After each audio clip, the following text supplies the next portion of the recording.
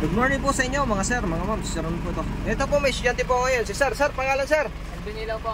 Taga saan si Sir Elvin? Taga San Juan, Batangas po. Ayun o, sino shoutout ni Sir? Ito nga para sa mga box tracking dyan sa Santa Rosa, Laguna. Kaya parang harap ko Sino pa? mga magulang po sa San Juan, shoutout. O si Sir, kasama mo? Sir Alfred. Yan. Ano nga salamat sa Pagsama. pagsama. Yan, sige. Ayan na po si Sir. Ito si Sir, mag-a-additional din siya ng code 3. So yun nga po, yung requirements natin sa LTO is PDC certificate. Taga Batangas pa to si Sir, pumunta lang dito para sa PDC. So walang ibang hahanapin si LTO, yung PDC certificate lamang po. Yun kasi yung requirements natin sa LTO. Si Sir, ang lisensya nito is 4 years na, mahigit. Yung mga gusto mag code 3 po, dapat 4 na taon na professional yung license nyo. Kasi pag non-pro po, hindi po tayo pwedeng mag code 3. Wala pong non-pro na nakakapag code 3. Ang gagawin, magpapapro muna, tapos mag-aantay ng 4 years. Yun po kasi yung qualification ngayon ng code 3. O yung mga nagtatanong din na gustong mag code 8, ano ba yung requirements? Sa code 8 naman po, dapat may 1, 2, 3 tayong lisensya. O at least 6 months. Halimbawa, kako code 3 mo lang, mag-antay lang tayo ng 6 months para sa code 8.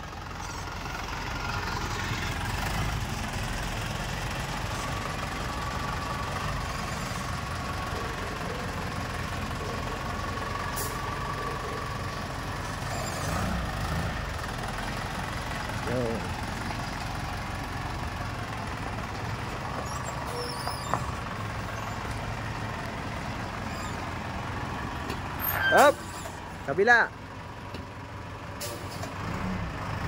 Parallel parking naman. Parallel parking naman po siya.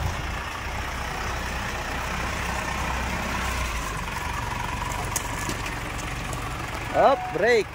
Sige, atras doon.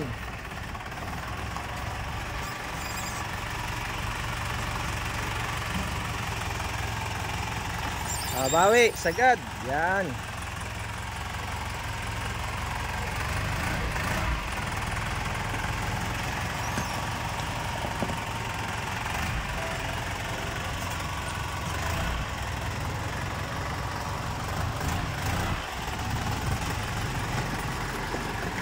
Hop.